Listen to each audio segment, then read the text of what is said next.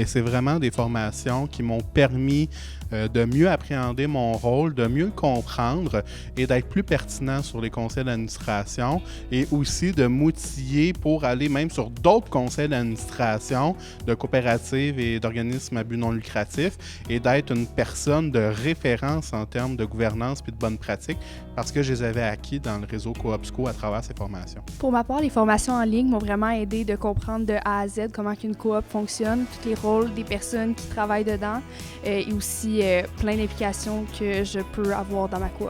Ils font aussi de la formation sur la relation humaine ou comment communiquer avec des personnes que tu as peut-être de la difficulté, ce qui est toujours un plus, même si c'est en dehors de la coop. Très riche aussi en formation là-dessus, mais aussi c'est très varié pour justement être outillé au maximum.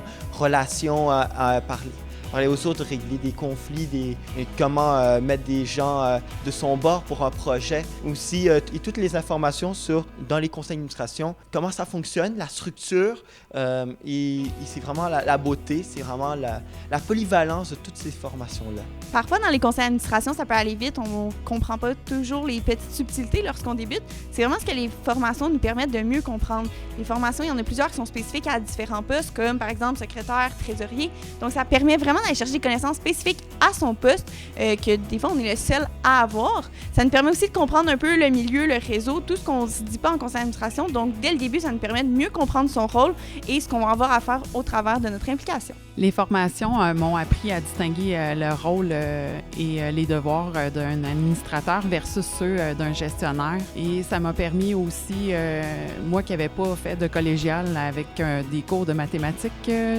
d'apprendre à lire un bilan financier. Donc, c'est accessible à tout le monde, même ceux qui ont moins de connaissances en mathématiques. Bien, de mon côté, je trouvais ça important dans les 6 mois de mon arrivée en fonction de compléter tout le parcours de formation et d'en faire d'autres aussi parce que je trouve que je manquais de connaissances sur tout ce qui est le réseau coopératif, sur les conseils d'administration. Donc, le fait de justement aller chercher ces connaissances-là m'ont permis d'être plus à l'aise dans mes fonctions aussi, de mieux pouvoir occuper celle-ci aussi, puis de pouvoir peut-être prendre plus ma place au lieu de juste être concentré à essayer de comprendre, à essayer de m'investir dans toute la compréhension des conseils d'administration. Bien là, j'ai pu en profiter pour justement partager mes idées, écouter celles des autres. Donc, je pense que ça a aidé à faire en sorte que mon expérience jusqu'à présent soit encore meilleure qu'elle aurait pu l'être sans ces formations-là.